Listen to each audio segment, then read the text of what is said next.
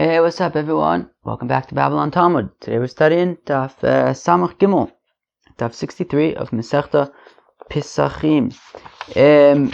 So, at the beginning we continue our discussion about different intentions during Shechita, particularly intentions regarding Arelim and Mulim, people with the Bris Milah, people without. We get to a new Mishnah, talking about slaughtering the Pesach when you have hametz around. We'll get to a machlokas between Rish Lakish and Rabbi Yochanan over there. Interesting machlokas. And then who matters when it comes to shechting your korban Pesach when there's chametz around? Is it only the person who's shechting the korban Pesach? What about the other people in his group? Or what about the person doing Zrika Saddam? So these are inyanim that we will get to soon. Let us begin on Daf Samach Beis Amud Beis. 4 lines from the bottom. Tanya Acherim Omrim, says Acherim. Acherim, of course, is Rabbi Meir, generally accepted to be Rabbi Meir.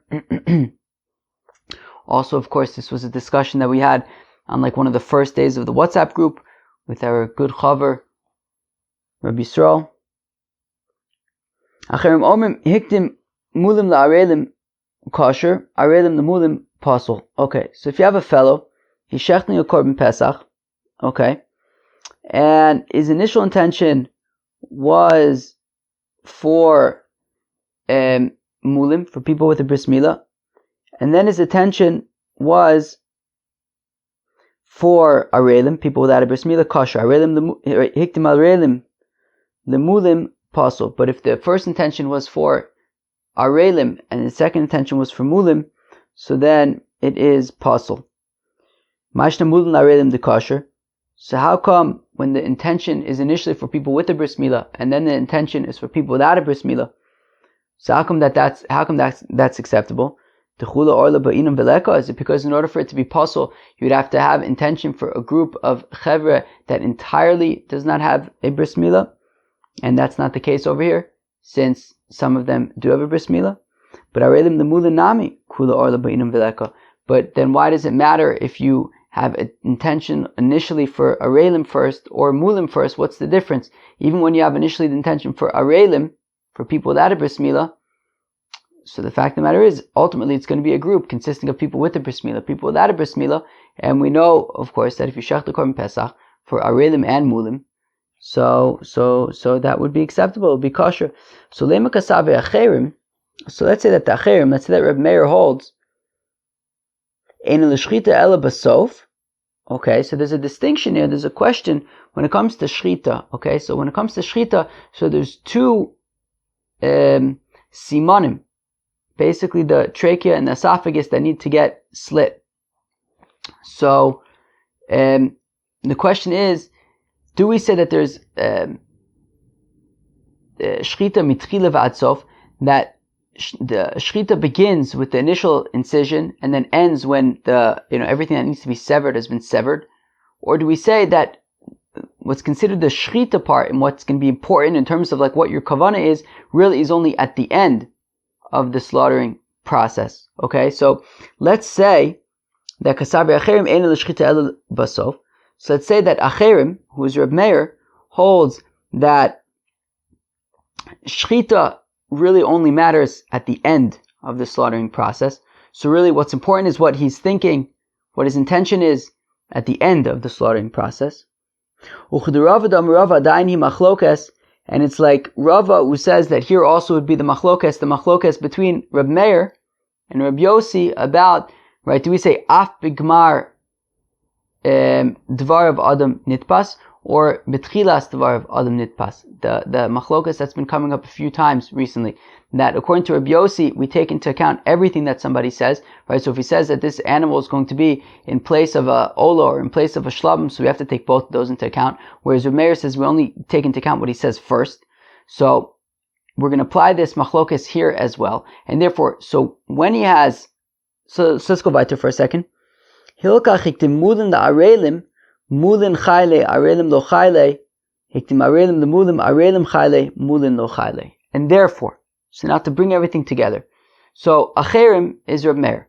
we have machlokas between Reb Meir and Reb Yossi about is a person, when he says kind of two statements, do we have to take the entire statement into account? Or, like Reb Meir says, you only take the beginning, the first part of his statement into account. So Reb Meir says you only take the first part of the statement into account. And therefore, we're going to say that Reb Meir's opinion, i.e. Acherim's opinion, is that Shechita is only significant at the end. And therefore, what matters is so his intention is only going to matter what happens at the very end of the slaughtering. Now, at the very end of the slaughtering, you can only be thinking one thing at a time. And therefore, we go based on the first thing that he's thinking. And therefore, if the first thing that he's thinking is mulim, for people with the bris milah, well, then since at the end of the shechita, he's thinking lemulim, for people with the bris milah, that's what matters. And therefore, the shechita is going to be kosher. However, if it was the other way around, if the first intention that he had was la'arelim, people without a bris milah, and we're saying that the shechita only matters, and what his intention is during shechita is only going to matter at the very end, and the first thing that he's having in mind at the very end, which is what matters, is arelim, so therefore that's going to be a problem. So that is why Acherim says that if his first intention was lemulim, for people with a bris milah, it's fine. But if his first intention was arelim, people without a bris milah, it is not fine, because there's only one opportunity to have intention, and that's at the end of the shechita. And therefore, whatever your initial intention is, i.e. whatever you're thinking at the end of the shechita, which is when it matters, that is what we're going to go by. Omar Rabba, 5 lines into the Gemara, says Rabba, Lo olam k'sav Acherim yeshna shechita mitchila v'ad sof. Really, Acherim says that shechita begins at the beginning of the incision, and then ends whenever you slaughtered and cut whatever you had to cut has been cut. Okay, and therefore there's potentially opportunity to have several different intentions. However, v'achav ma'askin, here what are we talking about? Kagon shegamar bilibo l'tarvayu. So in his heart, his intention was, both for mulim and arelim, in whatever order it was. Bein lemulim, bein la'arelim. However, v'otzi befiv la'arelim, v'lo yispik lomar lemulin, ad shenigmar shechita ba'arelim. Sounds like exciting stuff. And the place where it's going to be a problem is, okay, so he had in mind both for mulim and for arelim. Both for people, he had in his heart, people with a bris milah, people without a bris milah. Now, but lemaise, what he only got around to verbalizing, and as Rashi points out, about 8 or 10 lines into the wider, like the middle wide parts of Rashi, komachshava dekachim motzi befifu, that whenever we have thought, intention, when it comes to korbanos, what's significant is what he says, if he says something. And therefore, so in his heart, he had in mind people with a bris milah and people without a bris milah. However, what he only got around to saying before the shechita was over was la'arelim, people without a bris milah. Right? So v'otzi befiv la'arelim. So he said that he's shechting this korban pesach for people without a bris milah. V'lo hispik lomar lemulin, and he didn't have an opportunity to say also for people with a bris milah ad shenigmar shechita ba'arelim, until he lost his chance, until the slaughtering was finished, and all he had said was arelim, people without a bris milah. That's why it doesn't work. Uva plige, and here's the machlokas between Acherim and the Chachamim. The Reb Meir Savar lo ba'inam piv v'libo shavim, that Reb Meir / Kilu the Acherim hold that you do not need your heart and what you verbalize to be the same, and therefore, even though in his heart he intended for both mulim and la'arelim, but all he said was arelim, so therefore, even though what he was thinking and what he said didn't align, it doesn't matter, and we can go based on what he said, which is arelim, and therefore it's going to be possible. Rabbanan Savre, binam piv v'libo shavim, whereas the rabbis say, no, they have to be the same, and therefore, even though he said arelim, it's still going to be acceptable, since in his heart he was thinking both mulim and arelim, so therefore it's not going to mess things up. Now, Frekti Gemara, v'kasav Reb Meir lo ba'inam piv v'libo shavin, does Reb Meir really hold that you do not need for what you say and what you're thinking in your heart to be equal? Vira minu, but we have a contradiction. Hamiskaven lomar trume v'amar meiser. Okay, a fellow goes to his field and he goes to, some produce, and he intended to say that this is going to be trume v'amar meiser, but he ended up saying that it's going to be meiser v'amar trume. He meant to say that this thing is meiser, but he ended up saying it's trume. Or he said, I'm not going to go into this house. He makes like a neder, like I am going to refrain from going into this house. But he accidentally said that house. Okay. He says, I'm not going to get any benefit from this fellow, but he ended up saying that fellow. Lo amar klum pivli bo. He hasn't said anything until what his intention is, aligns with what he said. And now this is a Stam Mishnah. It's a Mishnah in Trumas. So Stam Mishnah, of course, is Reb Meir. So we see that Reb Meir's opinion is that his intention does have to be aligned with what he verbalizes. So Ela Amar Abai, so rather says Abai, Reisha de Amar Simin Rishon Lemulin v'Simin Sheni Af La'Reilim. So rather, so we're going to assume that yeshno l'shchita mitchila v'ad sof, right? That the intention is not just at the end of the shchita, but it even matters the entire process of shchita. So now, says Abaye, Reisha da Amar Siman Rishon Lemulim v'Siman Sheni Af La'Reilim. So in the Reisha, where his intention is first for mulim, for people with a bris milah, and then for people without a bris milah, so his intention was that Siman Rishon Lemulin, that the first siman, I don't know whether it's the trachea or the esophagus, so I'm gonna slice that one limulin for people with a bris milah, v'simin sheni af la'arelim, and then the second one, like the esophagus, I don't know, the trachea, the esophagus, whatever the second one is, the intention is going to be even for people without a bris milah. De b'simin sheni nami psiche ba mulin. So that in the second one also, that even for the second siman, his intention was for people with a bris milah as well. So meaning, his intention for the first siman, whether it's the trachea or the esophagus, was that he's going to have intention for people with a bris milah. And the second siman was going to be even for people without a bris milah, but meaning for both, for people with a bris milah and people without a bris milah. So that's why it works. But seifa, but when he says first people without a bris milah and then people with a bris milah, to Amr Siman Rishon la'arelim, that the first siman is going to be for people without a bris milah. Siman Sheni lemulim, whereas the second siman is going to be for people with a bris milah. So the Siman Rishon halu psiche be'mulin. Now for the first siman, right, the first pipe that he slices, so there was no inclusion of people with a bris milah, right? The first siman was for people without a bris milah, and only the second one was going to be for people with a bris milah. Which means that you have one pipe, which was entirely for people without a bris milah.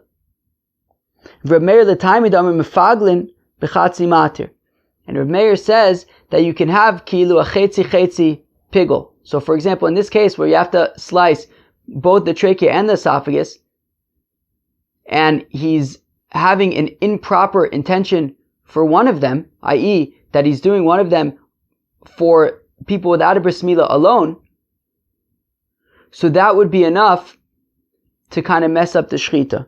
Whereas the Chachamim say, no, you can't, there's no such thing as pigul for like half a matir, right? Because when it comes to shechita, you need to slice both the trachea and the esophagus. One of them would only be half. So the Chacham say, no, there's no such thing as pigul. Of course, pigul being if you have an intention to eat this korban outside of its proper time. Chacham say when it comes to pigul, no, you'd have to have pigul for the entire shechita, not just for half of it. Reb Meir says you can have pigul even for half of it. Now we're going to apply that same concept also to this intention of arelim and mulim. That just like Reb Meir says that you can have pigul for half of the avoda, so you can also, if you have an improper intention, kilu, that you shechten the korban pesach only for people without a bris milah, even though it's just for one of the simanim, either for the trachea or the esophagus, it's enough to say that the intention is problematic and that the korban is going to be possible. Alright, exciting times. New Mishnah, Shochet es pesach ala hametz over below saise. If a person shechs the korban pesach and there's hametz around. Now we're going to get to whose hametz. Let's say at least his hametz. Let's just say at least that, right? So if you have a fellow and he's shechting the korban pesach and he's still got a sandwich waiting for him at home. So over below saise, he's going to be violating a lav. What's the lav, of course? Very good. Don't slaughter the korban pesach when there's chametz around. Rabbi Yehuda Omer afatomid. Interesting. So Rabbi Yehuda says here, even over on a lav, if when you bring the tamid shobein arabayim, the afternoon offering, and there's still chametz around.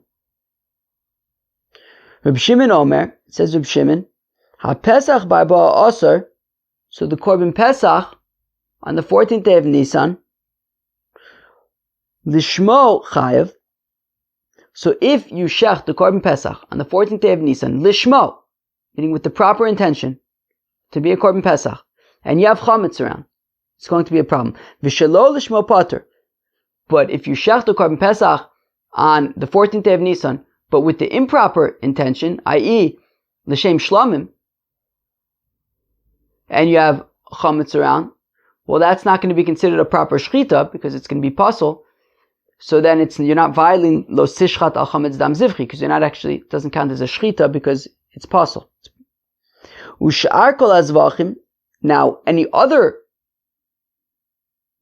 korban, bein lishman uvein shelo lishman, whether you shechted, so you have some other korban, I don't know, epis shlamim that day, I don't know. So whether you shechted it with the proper intention, whether you shechted it with the meaning for its proper korban, so you shecht the shlamim l'shem shlamim, or whether you shecht it l'shem korban l'shem pesach, it doesn't really matter. Potter on the 14th day of Pesach of Nisan, you're going to be potter if you shecht, let's say, a korban shlamim on the 14th day of Nisan, even though you have chametz at home, you're going to be potter. However, where am I? Uvamoed.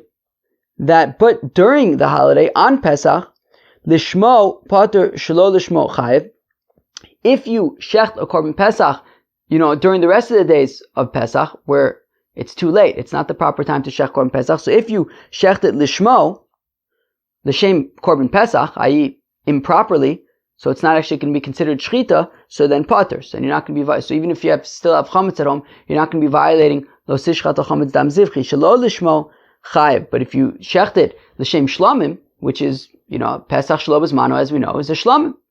So you basically shechting a korban shlamim on Pesach when you still have chametz around. Ush'ar kol azvachim ben lishman ben shelo lishman chayev. And also all other korbanis during the rest of the days of Pesach, whether you shech them for their proper intentions, so let's say you have a shlamim, whether you shech it l'shem shlamim, whether you shech it l'shem, let's say, korban Pesach, chayev during the rest of Pesach. Chutz min achatas sheshachato shelo lishma, with the exception of a korban chatas that you slaughtered it with the improper intention for some other korban, that the chatas will be possible, won't be considered shchita, and therefore you won't be over on those sishchat al chametz dam zivchi. Very interesting. So basically, Reb Shimon's opinion is that on the 14th day of Nisan, you can only be over on lo sishchat al chametz dam zivchi by a korban pesach that you shecht lishma on the 14th day of Nisan. However, during the rest of Pesach, if you have chametz around and you shecht any other korban, so then you will be over on lo sishchat al chametz dam zivchi. Very interesting. So now we get to machlokes between Rabbi Yochanan and Rish Lakish regarding when you shech the korban pesach and you have chametz around. Does that chametz have to be with you in the azara when you are shechting the korban pesach? That is the machlokes. So Amr Reb Shimon ben Lakish, says the Gemara, La'olam eino chayev ad she'achametz lashochet o lazorek o lechem mibnei chabura ve'ad she'imo ba'azara. So let's read that again. So Amr Reb Shimon ben Lakish, says Rish Lakish, La'olam eino chayev.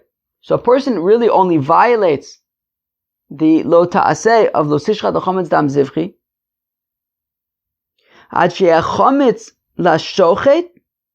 So the chametz has to belong either to the person doing the slaughtering, or lazorek, or the Kohen who's going to throw the blood on the mizbeach, or le'echad mibnei chabura, or somebody else in the group, right? Because of course you have a whole group that is connected to a korban pesach.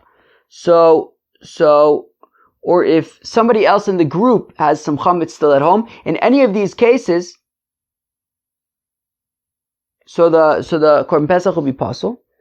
Ve'ad she'imo ba'azara, and says Rish Lakish, it's not enough that this person has chametz at home. The chametz actually has to be with him in the azara at the time that the shechita is happening, meaning in the Beis Hamikdash with him. But not just in the Beis Hamikdash, meaning he has it with him in the Beis Hamikdash, but also in the azara, in the part of the Beis Hamikdash where he's doing the shechita. Rabbi Yochanan Amar Afapi she'ein imo ba'azara, whereas Rabbi Yochanan says, no, even if his chametz is at home, that's enough. He's going to be violating the lo ta'aseh of lo sishrat hametz dam zivchi. And of course, what do we do to people who violate mitzvahs lo ta'aseh? We whip them.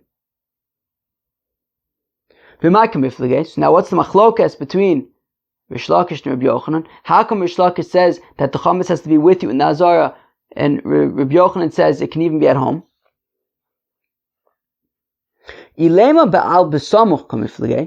So if you want to say that they're arguing about what does the word al mean, it says lo sishchat al chametz dam zivchi, don't slaughter on the chametz, the korban pesach. So what does al mean? What does an mean? Does it mean that it has to be with you, or maybe not? Reb Shimon ben Lakish savar al b'samach, Reb Yochanan savar lo b'inin al b'samach. That Rish Lakish says that al, when it says lo sishchat al chametz dam zivchi, it means that the chametz has to be with you in the azara, and Rabbi Yochanan holds that no, the chametz does not, al doesn't mean that it has to mamish be with you in the azara, it can even be if it's at home. But why do we need this machlokes over here by korban pesach? We already have this machlokes about how to understand al in a different context. Ditnan, as we learn in the Mishnah, shoichet toda lifnim velach mechutz lechoma lo kidesh alechem. A korban toda, a fellow is bringing an offering because he's got to say thanks. Now a korban toda is brought together with 40 breads. 30 of them are not chametz, 10 of them are chametz. Now, there's a distinction between something called kedushas damim and kedushas guf. Kedushas damim means, so once I take these breads and I set them aside that you're going to be used for my korban toda, they get what's called kedushas damim.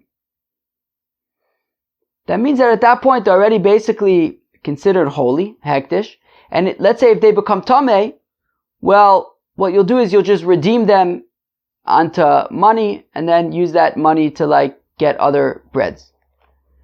Now, once you shecht the korban pesach, no, not pesach, the toda, so then these breads get what's called kedushas aguf, that the breads inherently themselves become kadosh, and an nafkamina is that if they become tameh, you won't be able to just redeem them anymore. They themselves have kedusha. So there's a distinction between kedushas aguf and kedushas damim. So when you shech the korban toda, at that point the breads get what's called kedushas aguf.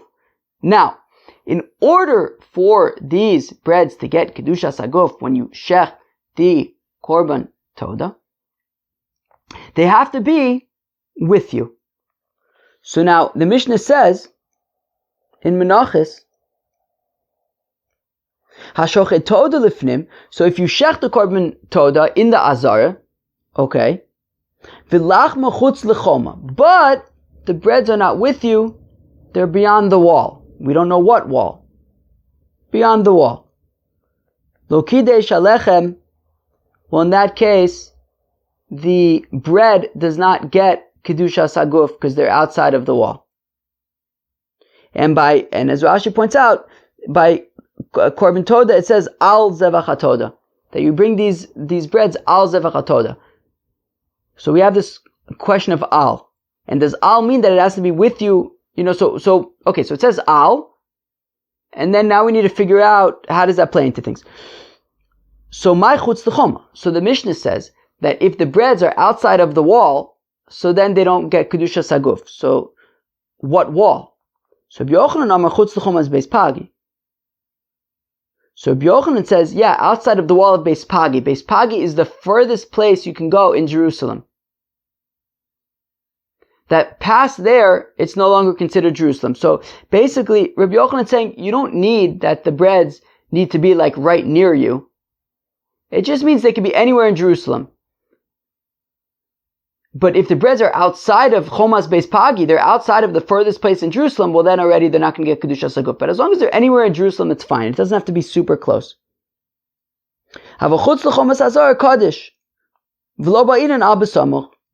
But if the breads are outside of the wall of the Azara, they're not in the Azara, when you're shechting the korban toda, that's fine. It's not a big deal. You don't need the breads to be super extremely close.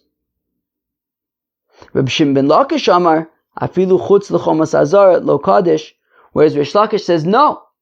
Even if the breads are simply outside of the wall of the Azara, meaning you're shechting the korban toda inside of the Azara. The Azara is like the part of the Beis Hamikdash where the Mizbeach was. And the breads are outside of the wall of the Azara. Rish Lakish says that is already a problem, and they won't get Kedusha Saguf. Alma ba'inan al b'samuch. So we see that according to Rish Lakish, when it says al zevach hatoda, that you need breads, al zevach hatoda, al means b'samuch. That they have to mamash be right next to the korban toda when you are slaughtering it. So we already see that there's a machlokas between Rish Lakish and Rabbi Yochanan regarding is al b'samuch or not. And therefore, I don't need them also to argue regarding korban pesach if I need the hametz to be with me in the Azara based on this machlokas about is al b'samuch or not. We already know this machlokas from korban toda.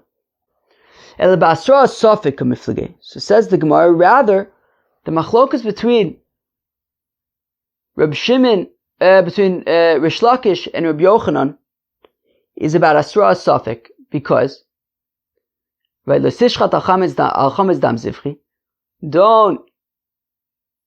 shech the korban pesach when there's chametz around. So that's a mitzvah lo sase. It's a negative, right? Whatever. It says don't do something. And as we mentioned a few minutes ago, if you do something you're not supposed to do, we whip you. Now, we don't just whip you, we have to warn you first. It wouldn't be nice if we just whipped you without a warning. So we warn you first. So the question is a hasra safek, an uncertain warning, is that considered a significant warning or not? And therefore, how does that play out over here? So, if you're in the Azara, and you're shechting your korban pesach, and there's a fellow there with chametz, well then if we warn him, hey, dude, you have to get rid of that chametz, well, we know that he clearly has chametz, and it's a real warning, like, hey man, if you don't get rid of your chametz, we're going to whip you. But if his chametz is at home, well, if we can't really warn somebody with 100% certainty that he has chametz. If his chametz, we can't actually see his chametz. So therefore, when we find out later that he had, that in fact he had chametz at the time that we warned him, so then can we whip him or not based on the fact that we warned him, even though we couldn't say with 100% certainty at the time that we warned him that he had chametz, because it was at his house, it wasn't with him in Nazar. So so the question is a warning, that isn't 100% certain, considered a good enough warning? And so Rish Lakish would say, no, it's not. And therefore, in order to be over in the lab, you would have to have the chametz with you in the Azara. Whereas Rabbi Yochanan would say, hasra safek is enough, and therefore, even if the chametz is at home, he'll still be violating the lab, and we whip him. But the Gemara says, but we also know that is already a machlokas somewhere else, that we see that Rabbi Yochanan says hasra safek is a hasra, and Rish Lakish says it isn't. De itmar, it was stated, shvo she'uchal kikar zohayom v'avrahayim v'lo achla. So if a person makes a swear, he says, I swear that I am going to eat this bread today. Okay, sounds a little dramatic, but okay. And then he didn't eat it. Well, that sounds like a mess. He swore that he was going to eat this bread and he didn't eat it. Rabbi Yochanan v'Reb Shimon ben Lakish Tamitavayu eino loka. So Rabbi Yochanan and Rish Lakish both agree that he's not going to get malchus for violating Lo Sisa Hashem Elokecha L'Shav.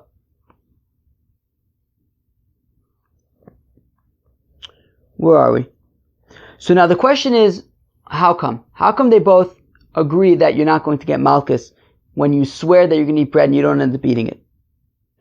So Rabbi Yochanan Omar eino loka. So Rabbi Yochanan explains that he doesn't get malchus. Mishum dahavale lav she'en bo ma'aseh. Well, because there's a prohibition that he didn't actually do anything. Meaning he said he's going to eat this bread. He didn't do anything. He just pasha didn't eat it. So v'cholav she'en bo ma'aseh ein loken olav. And a prohibition that doesn't have an activity associated with it, you didn't do anything. In this case, Yudavka didn't do something. So we can't whip you for that. But in terms of like the fact that, if you would warn him and say, hey man, if you don't eat that bread, we're going to whip you. Well, that would be considered a significant enough warning. Even though it's a suffix, we don't know if he's going to end up eating the bread or not. So we can't know for sure if he's going to violate it. But that in and of itself isn't a problem. You're allowed to give somebody a uncertain warning. But the reason why we can't whip him is because he didn't do anything. Reb Shimon ben Lakish has the opposite opinion. Eino loka, he doesn't get malchus, mishum dahavale asra asafik, asra asafik lo shma asra. Rish Lakish says no, the reason why we don't give malchus is because it's an uncertain warning. We don't know if he's going to end up eating the bread or not. So therefore we can't give malchus for that. Aval lav shein bo ma'aseh lo kan olav. But just in terms of, a prohibition that you didn't do anything, we could whip you for that. That's fine. Great. So we already see that Rabbi Yochanan says, lav shein bo ma'aseh, you can. No. That Rish Lakish says, asra asafik is, no. Rabbi Yochanan says that asra asafik is a good asra, and Rish Lakish says asra asafik is not a good asra. So, we see this machlokas somewhere else already. So, we offered two options for the machlokas between Rabbi Yochanan and Rish Lakish. Let's review what they say. Rish Lakish says that the bread, the chametz would have to be in the azara with you. Rabbi Yochanan says that the chametz can even be at your house.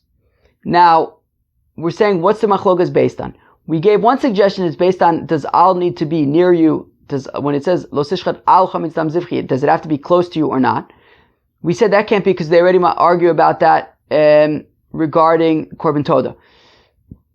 And then we say, okay, so maybe it's about asra safik or not. We say, yeah, but they already argue about that also regarding a fellow who swears he's going to eat bread and doesn't eat it. No, so then what's the machlokas between Rish Lakish and Rabbi Yochanan based on? So, so Gemara says, no, really, the machlokas is about does al mean close by or not. But I thought we already had that machlokas by korban toda. Utsricha, we need this machlokas to be recorded in both places, by the korban toda as well as by korban pesach. How come? Ti'iflegu le'inyan chametz, because if I would only know that there's the machlokas between Rish Lakish and Rabbi Yochanan regarding chametz, regarding shechten korban pesach when you still have chametz, and Rabbi Yochanan says that even though the chametz isn't with you, it's at your house, you are still going to be over on the lav. Well, havamina, I would have said, Ba'ahu, hu dikam Rabbi Yochanan, lo ba'inan al b'samuch. I'll say, yeah, specifically there, by the korban pesach, is where Rabbi Yochanan says that the chametz doesn't have to be mamish with you, it can even be at your house. Ushum de isserhu, chalecha de isei. Because it's an isser. It's saying, like, look, you're not allowed to have chametz around. Wherever that chametz is, you're not allowed to have it. It doesn't have to be with you in the azara. You're not allowed to have chametz. It's aser. Wherever it is, it's going to be a problem. But in terms of the breads of the korban toda getting kedushas haguf, well, lo kadosh ela bifnim. Well, I would say, right, in order for the breads of the toda to get kadosh kedushas haguf, they have to be inside the azara, in the Beis HaMikdash, when you're shechting the korban toda. Reb Shimon ben Lakish, I'll say that Rabbi Yochanan agrees with Rish Lakish to ba'inan al besamuch, that you will need the breads of the korban toda to be with him in the azara when he is shechting the korban toda. The ise gavoy kaddish, that if it's inside the azara with the korban toda when he's shechting it, it'll become kadosh kedushas haguf.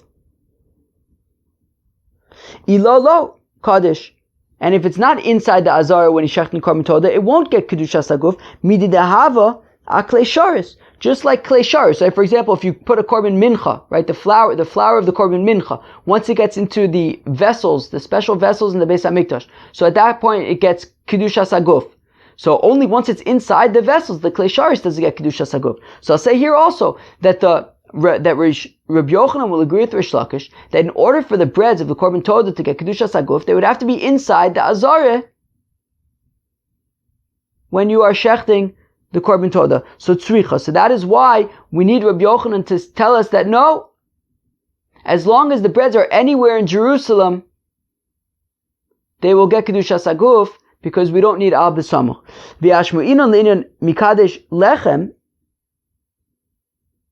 So then what? Okay, so then why don't we just give the case of the breads of the korban toda, and we'll say, well, if in that case Rabbi Yochanan says that the bread could be anywhere in Jerusalem, well then certainly by hametz, where it's a lav, it's a prohibition, we'll say, well, wherever the bread is, it'll be a problem. Wherever the hametz is will be a problem, and you don't need al besamuch, you don't need it to be close by. So in this case, it's the opposite. Havamina ba'achkamer Rish Lakish, the be'inan al besamuch. I'll say that if the only case that we had was the korban toda, I'll say that, well, that's where Rish Lakish says that the breads have to be with you inside of the azara. The ise gavoy kaddish, ilolo kaddish, that if the breads are with us inside the azara, they become kadosh kedushas haguf. But if they're outside of the azara, then they don't. Aval le'inyon chametz, but maybe I'll say that when it comes to hametz, when it comes to shechting the korban pesach and you still have hametz, maybe he'll agree with Rabbi Yochanan that you don't need the hametz to mamash be with you in the azara, the isurahu v'cholecha ise, because after all, it's an isur. It's saying don't have any hametz around. Wherever it is, it is. Tzricha, that's why we need to record this machlokas also by korban pesach to say that no, even here, Rish Lakish will say that the chametz specifically needs to be with you in the azara in order to be chayiv malchus, in order to be over on the lav of lo sishchat al chametz dam zivchi, and to get whipped. Ba'amine Rav Oshaya, Rabbi Ami, Rav Oshaya asked Rabbi Ami, Eino l'shochet v'yesh lo le'echad m'bnei chabur ma'u. Okay, so now we had said earlier that the lav applies, the prohibition applies when you shech the korban pesach, whether the person who is shechting the korban pesach has chametz around, whether the kohen is going to do the zrikas adam has chametz around, and whether it is anybody in the group that's going to be eating the korban pesach that has chametz around. So now, but Reb Oshaya asks this question: what if the fellow who is shechting the korban pesach doesn't have any chametz, but one of the fellows in the group has chametz? Ma'u. Well, does it mess things up or not? Does it make the korban pesach possible or not? Omar le, so Rabbi Ami responds, Miksiv lo sishchat al chametzcha, lo sishchat al chametz ksiv. So Rabbi Ami says, well, it doesn't say in the pasuk lo sishchat al chametzcha dam zivchi, right? Don't slaughter on your chametz, the korban pesach. It says al chametz in general.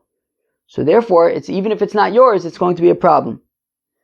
So Amalei, so Rabbi Oshaya responds, and he said, well, Yachi, if that's the case, I feel lechad b'sof olam nami. well then does that mean that even if somebody else has chametz around, it's going to be a problem? Meaning even if somebody not in my group? So Reb Oshaya asks, so what if somebody else in the group has chametz around? Not the person shachting it, but somebody else in the group. So Rabbi Ami says, well, it just says, lo tishchat al chametz. Chametz in general, even if it's not yours. So, but then Rabbi Oshaya says, well, if that's the case, it's just chametz in general, well then maybe even somebody who's not in my group, if he has chametz around, it could be a problem. So Amarle, so Rabbi Ami responds, Amar Kra, lo tishchat v'lo yalin. Says, lo tishchat al pesach, dam zivchi v'lo yalin, ad boka zevach hag pesach. Lo tishchat al chametz hanach tekam yalin mishum lo yalin. No, it says that so the issue of slaughtering the korban pesach when there's chametz around is specifically regarding people who are involved also in making sure that the korban pesach doesn't stick around until the morning, i.e. the people in your group who are going to be eating it with you before the morning, they are the people who it matters if they have chametz around. So anybody in your group is going to be a problem if they have chametz around. Amr Papa, so says Papa Hilchach. Therefore, koin amaktir esachelev over below saise hovieshno bichlal halona semurin. So Papa says, well then based on this, where we compare the lo sishcha dacham dam zivchi v'lo yalin labok zevach hag pasach. We're comparing the shchita to leaving over the korban pesach until the morning. So therefore, the Kohen who's going to be putting the emurin, the parts of the korban pesach that go on the mizbeach. So the Kohen who's going to be putting those parts on the mizbeach. So then, if he has any chametz around, well then he's also going to be over on a lo ta'aseh, because he's not allowed to leave the emurin until the morning. And we compare lo yalin, we compare leaving over the korban pesach to the morning to lo sishchat al chametz dam zivchi. So even if the Kohen who is putting the parts that go on the mizbeach onto the mizbeach, if he has chametz at home, he's going to be violating a mitzvah lo saseh. No, we don't see that he will necessarily make the korban pesach pasul. That I think is connected to the shochet and the zorek and the people in the chabura. That's the way I understand it, at least. But this fellow who's burning these emurin, if he has chametz at home, he'll be over in the lo saseh of lo sishcha al chametz dam zivchi, but I don't know that he will make the korban pesach pasul per se. Okay. Tanakavasa de Rav Papa, and we have a brisa supporting Rav Papa.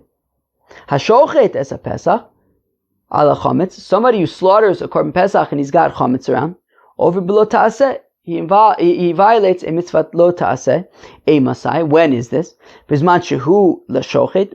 It's when the chametz belongs to the slaughterer, or the zorek, or to the person throwing the blood on the mizbeach, or le'echad mibnei chabura, or to anybody in the group.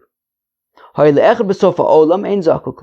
somebody else who's not connected to you, not part of your group, has some chametz, not my problem.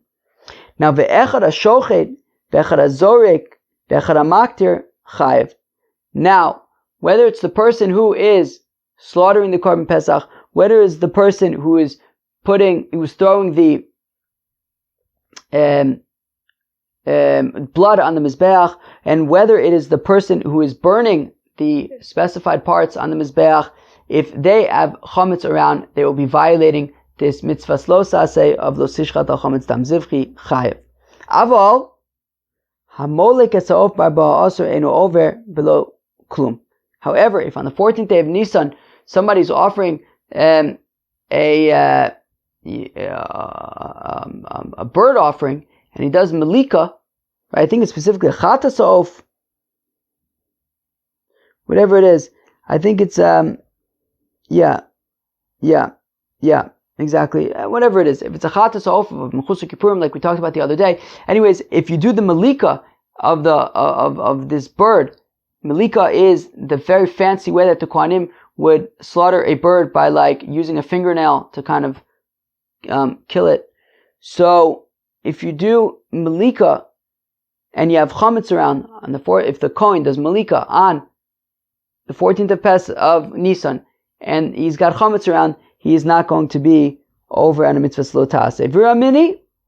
Okay, so one second. So that was a proof for a papeh, because we said that even the person burning the emurim, the specified parts that go on the mizbeach, will violate a mitzvah lo ta'aseh if he has chametz around. V'ra mini. But we have a kasha. We have a contradiction. Hashochet is a pesach ala chametz. Somebody who slaughters a korban pesach and he's got chametz around, over below ta'aseh, he violates a mitzvah lo ta'aseh. Okay, great. Rabbi Yehuda Omer afatamid.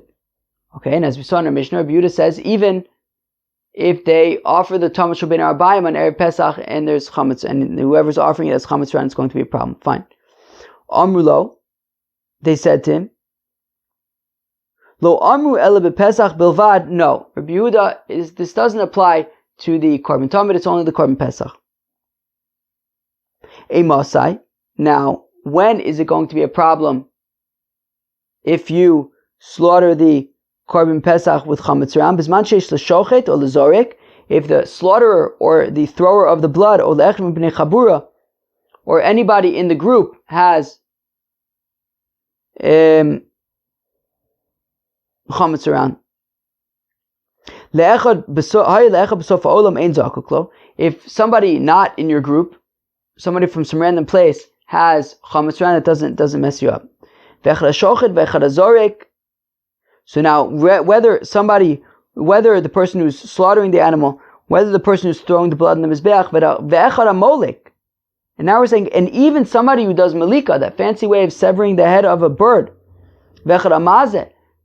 and somebody who then takes, sprinkles the birds, the blood from the bird on the mizbeach. Oh no, one second, no, amazeh, yeah, exactly, yeah. So chayiv, so then he's going to be chayiv. Aval hakometz is a mincha in overblow sa'iseh, but if somebody, takes a fistful of a korban mincha and puts that on the mizbeach without intention, with the chametz around, he's not over in the lo ta'aseh. Hamaktir seimurin in over below ta'aseh,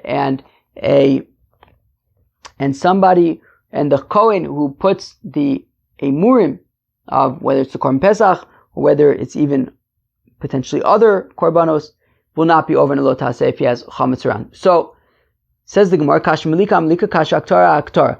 So we have two contradictions between the first brisa and the second brisa. So the first contradiction is the Gemara says kasha malika, is that the first brisa said that you would not be over in the lo ta'aseh if you slaughter this bird with malika when you have chametz around, and the second brisa says that it actually even includes malika, that if you do malika and there's chametz around, you'll be over in the lo ta'aseh, and also kasha aktar.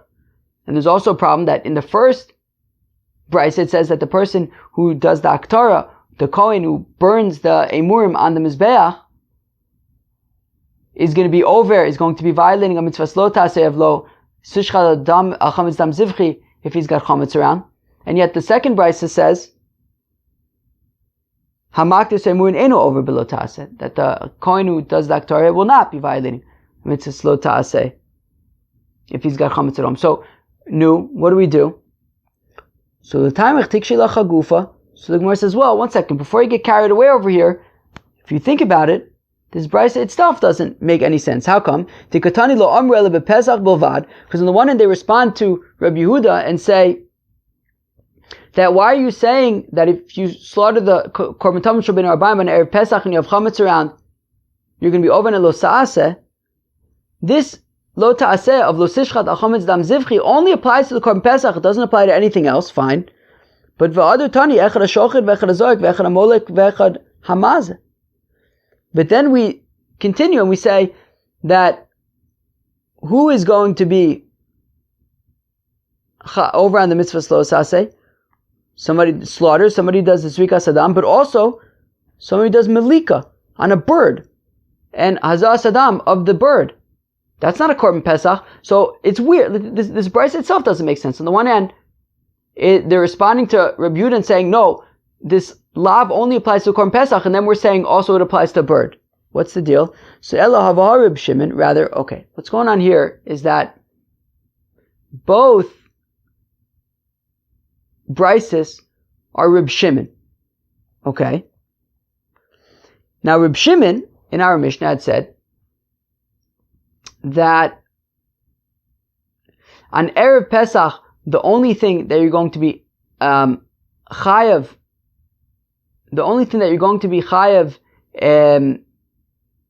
that you're going to be over on a lab for on Erev Pesach, on the 14th of Nisan, is if you do the korban pesach.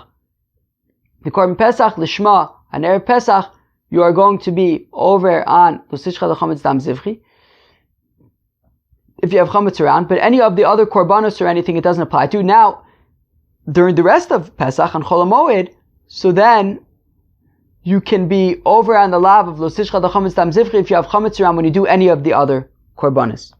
So now, therefore, where are we? So Ela Havar Reb Shimon, both brises are Reb Shimon. Melika lo kasha. So when the first brisa says that Melika, you are going to be potter if you do it on the 4th, right, as the brisa itself says, on the 14th day of Nisan, well, Kambar Ba'asa, right, the brisa itself, if the first brisa itself says if you do Melika, i.e. obviously not a korban pesach, on the 14th day of Nisan, you're going to be potter. Well, great, that's exactly what Reb Shimon says. Any other kind of korban on the 14th day of Pesach, you're going to be potter for Lusishcha Hametz Dam Zivchi. No, the 14th day of Nisan. Kan b'chulul shamoid, whereas the second brisa, or at least certainly the second part of the brisa, when it says that you're going to be chayiv for Malika, he's talking about on Chol HaMoed, when you're chayiv for other kinds of korbanos, for Lusishcha Hametz Dam Zivchi. Ve'idi, Reb Shimon, fine, they're both Reb Shimon. Haktora nami lo kasha, and also, when we say in the first brisa that the Kohen who burns the stuff in the Mizbeach is chayiv, in the second brisa we say he's not. Tanoi, it's two different Tanoim who have differing opinions about what Reb Shimon said. Dika de makish haktora l'shchita, b'kamand lo makish, that there are those who compare, that one of the Tanas compared Haktara, burning the Emurim on the Mizbeach, to Shchita. And Rashi says it's really actually specifically to Dam, that basically you're not allowed to leave it over to comparing it to Lo Talin, don't leave it over to the morning, and therefore, since the Emurin, the Haktara of the Emurin, you don't want to leave over to the morning, so therefore we compare that also to Lo Sishcha Hametz Dam Zivchi, and the other Mandamar says that we don't compare it, and therefore you would not be chayiv for the Haktara if you have Pesach around, because we don't, based on leaving it to the morning, we don't compare it to Lusishcha Hametz Dam Zivchi, and therefore you'd be potter.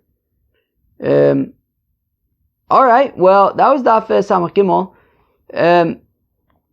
Yeah, what did you guys think about Daf Samach Gimel? I guess also another kind of involved kind of daf, right? Yeah, some complex dafim recently. Anyways, so we started out talking about the intentions during Shchita of the korban pesach with a brisa of Acherim, that he says that if you initially had intention for people with a bris milah, then people without a bris milah, so then it's kosher, but people without a bris milah, then people with a bris milah, it's not kosher. We had three different opinions. First opinion was that Reb Meir says, well, you're only chayiv on Shchita, right? The only thing that's important is the intention that you have at the end of the Shchita. And since Reb Meir also holds that, and Acherim is Reb Meir, that we go based on, when you say two different things, we go based on the first thing that you said. So therefore, if the first thing that you said is for people with a bris milah, then it's kosher. If the first thing you said is people without a bris milah, then it's not kosher, because you only have one shot at the end of the Shchita to have an intention, and whatever your initial intention is, that's what sticks. Rabba said that actually it's about, no, he had in his heart both for people with a bris milah and people without a bris milah, but he only had a chance to say one thing. If that thing that he had a chance to say was Areilin, people without a bris milah, so even though in his heart he intended for people with a bris milah and people without a bris milah, but all he had a chance to say before the Shechita was over was people without a bris milah, so even though what he said and what he was thinking in his heart don't align, that would not matter, and that would be enough to say that it is pasul, since all he had a chance to say was for people without a bris milah.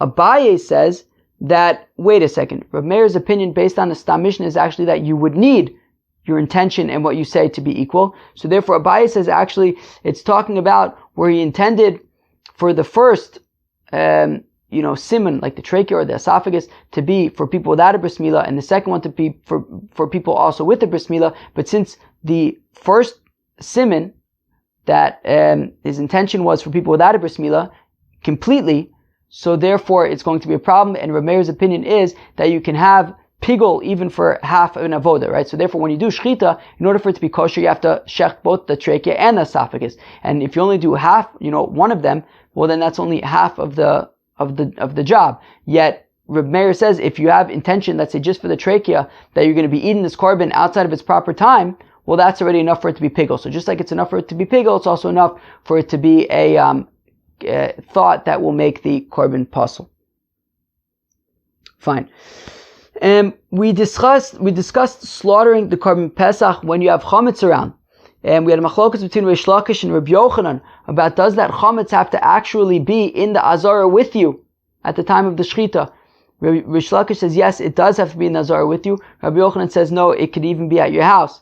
And the machlokas is when it says lo sishchad al chametz dam zivchi, does al mean that it has to be mamish with you, like Reish Lakish says yes, or can it not have to necessarily be with you, which is Rabbi Yochanan, who says wherever the chametz is, it's going to be a problem. And then we also discussed who is it that if they have chametz, then it's going to be a problem when you shech the korban pesach. So we said that it's whether the slaughterer, whether anybody in the group, whether the person who's going to throw the blood on the mizbeach, if anybody has chametz, it's going to be a problem.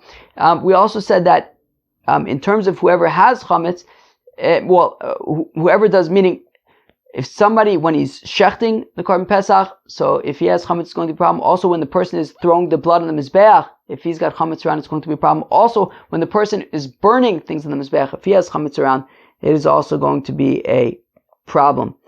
Okay, let's stop there. That was daf 63. Hope you enjoyed it. Peace out.